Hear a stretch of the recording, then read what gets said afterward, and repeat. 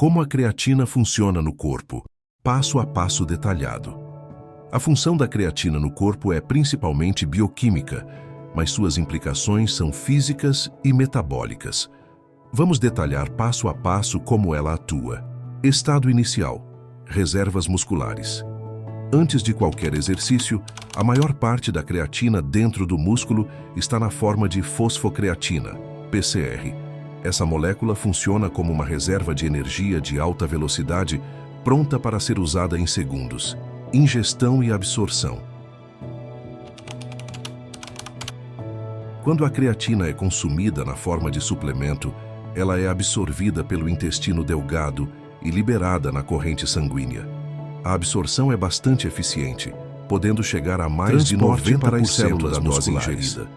A creatina entra nas células musculares através de um transportador especializado chamado CRT, Creatine Transporter. Esse processo depende de sódio, o que significa que a hidratação adequada facilita a absorção e o transporte. Fosforilação, formação de fosfocreatina. Dentro da célula, a creatina é fosforilada pela enzima creatina quinase, CK, usando ATP como fonte de fosfato. Creatina plus ATP, fosfocreatina PCR plus ADP. O resultado é a formação de fosfocreatina, que fica armazenada no músculo pronta para regenerar ATP rapidamente. Utilização de ATP durante o exercício. Quando um movimento intenso e rápido é iniciado, como um sprint ou levantamento de peso, a célula muscular utiliza o ATP disponível imediatamente para contrair as fibras musculares. Essa reserva inicial de ATP dura apenas 2 a 3 segundos em esforços máximos. Para prolongar o esforço, a fosfocreatina doa seu fosfato ao ADP, regenerando o ATP instantaneamente. PCR plus ADP. Esse mecanismo permite que a célula continue produzindo força de maneira explosiva por mais alguns segundos, geralmente 5 a 10 segundos adicionais. Esse processo é crítico para esportes explosivos e treinamento de força. Transição para outros sistemas energéticos. Após a depleção da fosfocreatina, o corpo depende de glicólise anaeróbica e respiração aeróbica para continuar produzindo ATP. Essas vias são mais lentas, o que explica por que esforços de alta intensidade não podem ser sustentados indefinidamente sem pausa. Recuperação pós-exercício. Durante o período de descanso, o ATP produzido pela mitocôndria é usado para refosforilar a creatina e restaurar os níveis de PCR no músculo. Esse processo pode levar alguns minutos para recuperar quase completamente as reservas musculares, permitindo que a próxima sessão de explosão muscular seja eficiente. Efeito da suplementação. O aumento dos estoques de creatina e PCR no músculo via suplementação permite maior capacidade de regenerar ATP rapidamente, mais repetições em treinos de força ou explosão, melhor recuperação entre séries, potencial aumento de hipertrofia devido à maior capacidade de treinar intensamente. Efeitos celulares adicionais. A creatina também atua na retenção de água dentro das células, o que aumenta o volume celular e favorece processos anabólicos. Além disso, ela tem sido estudada em contextos neurológicos, pois pode melhorar a produção de energia cerebral e contribuir para funções cognitivas como memória e atenção. Fique agora com a entrevista com a nutricionista Vitória Costa, que irá responder algumas dúvidas. Boa tarde, eu sou Vitória Costa, nutricionista, graduada pela Unisantos, Universidade Católica de Santos, pós-graduada em Fisiologia do Exercício e Nutrição Clínica.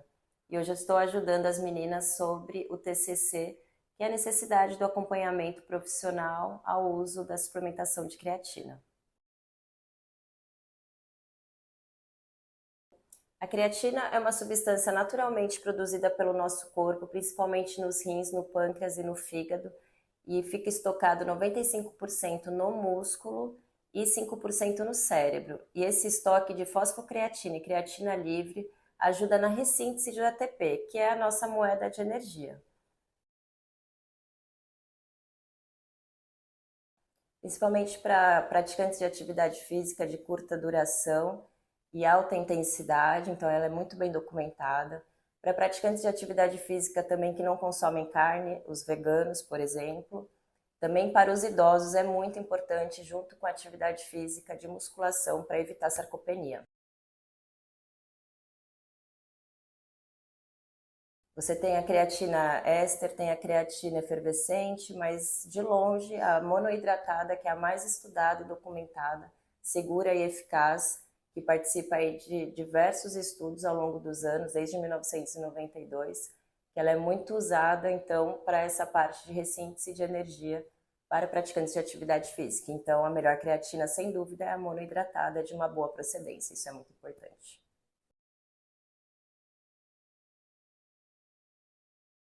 É uma retenção hídrica intramuscular, de fato. Então, por captar um pouco mais de sódio, esse músculo retém um pouco mais de água e por isso que acaba causando essa retenção intramuscular, de fato. Não é nenhuma retenção hídrica preocupante, nada disso.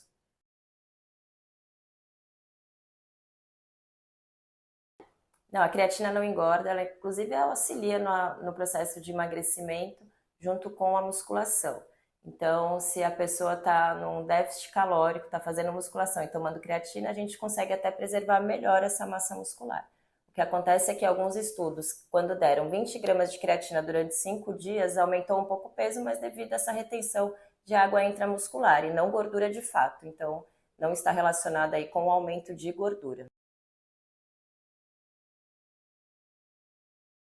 O uso excessivo de creatina, os estudos mostram que é bem seguro, tá? Então, assim, 30 gramas por dia durante 5 anos não mostrou efeito adverso. O máximo que pode ocorrer é uma cólica, uma náusea, mas em relação à função renal, não houveram estudos que comprovaram esse prejuízo nos rins.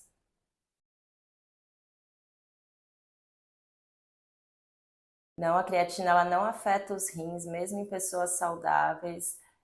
O que acontece é que pode ter um aumento da creatinina ali no exame de sangue, mas esse não é o único parâmetro para a gente verificar a função renal. Você tem a ureia, tem que medir o clearance de creatinina, também a taxa de filtração glomerular. E aí o quadro inteiro vai mostrar o quanto que está funcionando o rim ou não, mas que a creatina vai trazer essa sobrecarga renal preocupante, não.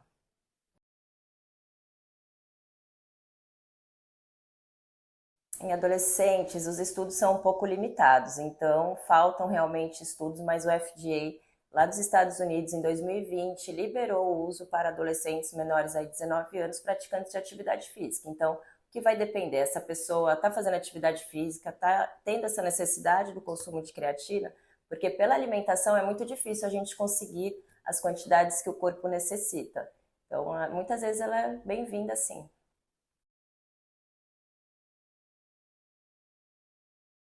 O ciclo não há necessidade, a fase de saturação, sim. Você tem duas formas de tomar creatina. Você pode tomar o ciclo de 20 gramas por dia, dividido, fracionado em 4 vezes aí ao dia, durante 5 dias e depois de 3 a 5 gramas por dia. Ou então iniciar já de 3 a 5 gramas por dia todos os dias. Os estudos mostram aí que 2 a 5 anos não houve realmente problema adverso que fosse preocupante.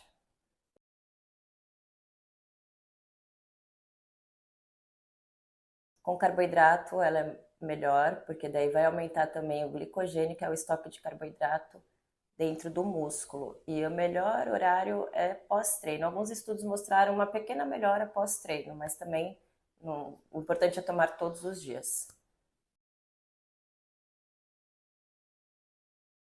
Se fizer essa saturação maior de 20 gramas por dia nas primeiras semanas, em 2 semanas você já vê a diferença, já sente o recurso ergogênico. Caso contrário, de 3 a 5, em 4 semanas é possível verificar essa diferença no corpo.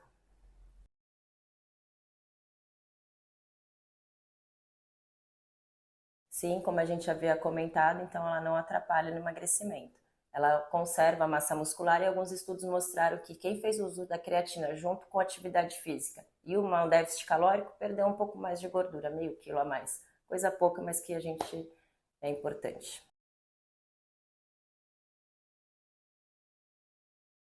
os cuidados gerais, então, ingestão de líquido, no mínimo 2 litros por dia, uma alimentação saudável, proteína nas refeições também é importante, junto com o carboidrato. Isso vai ser muito individual, de acordo com as preferências alimentares, idade, sexo, tipo de atividade física.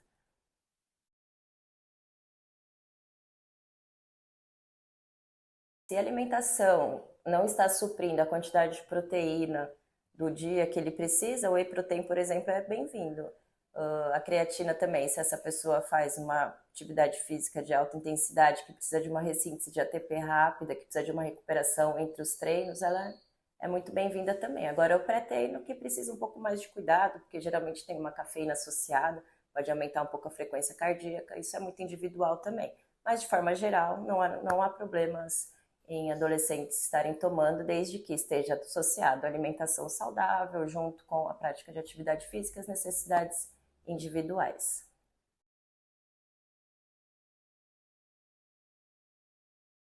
A carne, principalmente, mas é difícil a gente alcançar a quantidade de creatina por dia. Nosso corpo produz 1 grama de creatina, a gente precisa de aproximadamente 4 gramas por dia. E meio quilo de carne a gente vai ter mais 1 grama. Então a gente precisaria comer muita carne vermelha para atingir essa quantidade. Então a suplementação realmente pode favorecer aí no dia a dia. Frango, ovos, então as proteínas em gerais. Mas a carne vermelha é a que mais contém a creatina. A lesão renal é uma delas, que prejudica o emagrecimento, que causa calvície, tem alguns mitos relacionados à creatina que já estão muito bem documentados também, que não há problema maior aí adverso em relação ao uso frequente dela.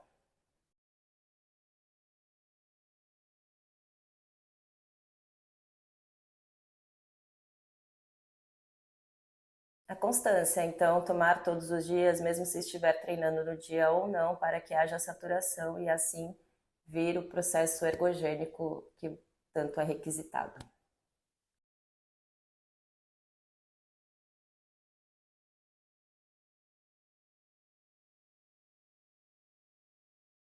A creatina ela está sendo muito estudada no tratamento de Parkinson, Alzheimer, demência, para a parte de atrofia cerebral, junto com a depressão. Então, ela pode ser algo, uma suplementação que pode ser concomitante com os medicamentos para reduzir aí essa atrofia muscular e atrofia cerebral. Então, em alguns pacientes idosos, mesmo que não esteja fazendo a musculação, mostrou-se que ela diminuiu a sarcopenia. Então, hoje ela está sendo mais estudada para essa parte de memória, de aprendizado, de cognição, não só para a parte de recurso ergogênico no treinamento, mas também para a parte cerebral.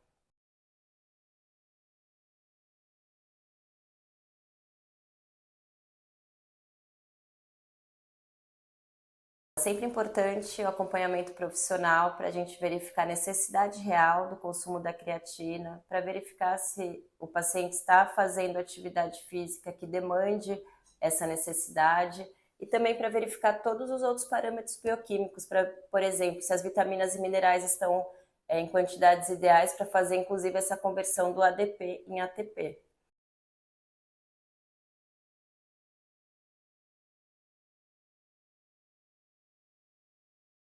Foi um prazer participar do trabalho, eu fico à disposição para quaisquer dúvidas futuras. E o atendimento ocorre na Policlínica, em frente ao hospital. Caso queiram conhecer o espaço ou consultar com a Nutri, serão muito bem-vindos.